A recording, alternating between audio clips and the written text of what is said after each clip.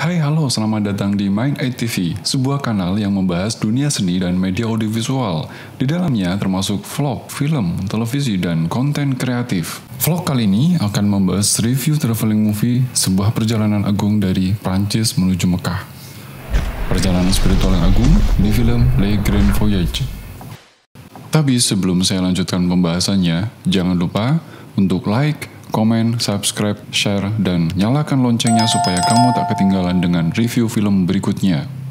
Film ini bisa dibilang jarang sekali yang tahu. Buktinya dalam beberapa kali ketika saya, Muhammad Anton, masuk kelas workshop dan perkuliahan, saya bertanya, di antara kalian, apa ada yang sudah pernah nonton film Le Grand Voyage? Dijawab oleh mereka dengan celingukan. Kemudian saat saya bercerita, film itu mengisahkan ayah dan anaknya yang menempuh perjalanan naik haji dengan kendaraan mobil. Beragam reaksi pun muncul. Ada yang tahu, lalu ingat. Dan tetap ada saja yang tidak tahu. Yang lain, tetap saja tidak tahu. Dan tetap saja celingukan.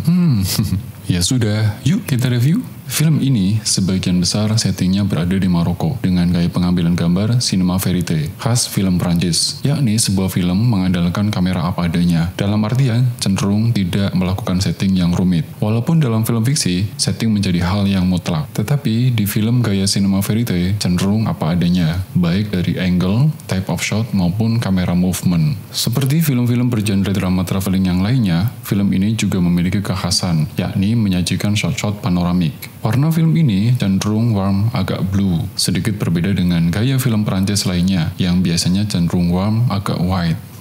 Cerita dalam film ini sangat kuat, sehingga dalam beberapa kali film ini saya tonton, emosinya masih sangat kuat juga. Maka wajar jika film ini memenangi beberapa festival internasional. Plotnya linear mengalir, dan single plot, nyaris tak ada plot mundur. Namun penyajian dialognya yang cerdas dan sangat emosional, membuat siapa saja yang menonton film ini akan terbawa emosi. Bagaimana sih cerita film ini?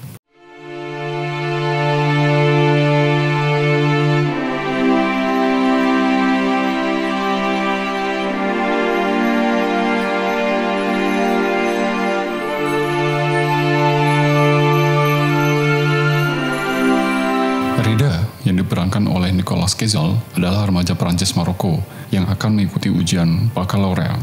Baccalaureate juga dikenal dengan sebutan BAC di Prancis, adalah kualifikasi akademik yang didapat oleh siswa Prancis setelah SMA. Sistem ini diperkenalkan oleh Napoleon pada tahun 1808. Ijazah ini dibutuhkan untuk masuk ke universitas. Saat ayahnya yang taat, Muhammad Majid, meminta Rida menemaninya pergi ke Mekah, ia terpaksa mematuhinya. Akan tetapi, si ayah memaksa agar mereka berdua pergi dengan mobil. Ketika keduanya berkendara ribuan kilometer dari Prancis Selatan, melintasi Italia, Slovenia, Kroasia, Yugoslavia, Bulgaria, Turki, Suriah, dan Yordania, sebelum akhirnya tiba di Arab Saudi, menjadikan hubungan ayah dan anaknya yang dulu kaku menjadi cair setelah mengenali satu sama lain dan melewati perjalanan yang panjang tersebut. Menariknya, Reda hanya berbicara dalam bahasa Prancis kepada ayahnya, sedangkan sang ayah cenderung memakai bahasa Arab, sebuah hubungan yang khas antara ayah dan anaknya. Saat diperlukan, sang ayah bertutur dalam bahasa Prancis dengan lancar. Ia sengaja berbicara dalam bahasa Arab kepada anaknya. Sepanjang perjalanan, keduanya bertemu beberapa kejadian menarik dan orang-orang unik.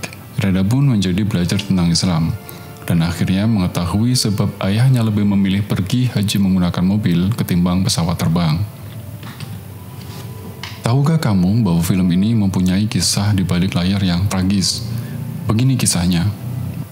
Ismail Ferrohi, sang sutradara, menggarap film ini cukup lama dan matang.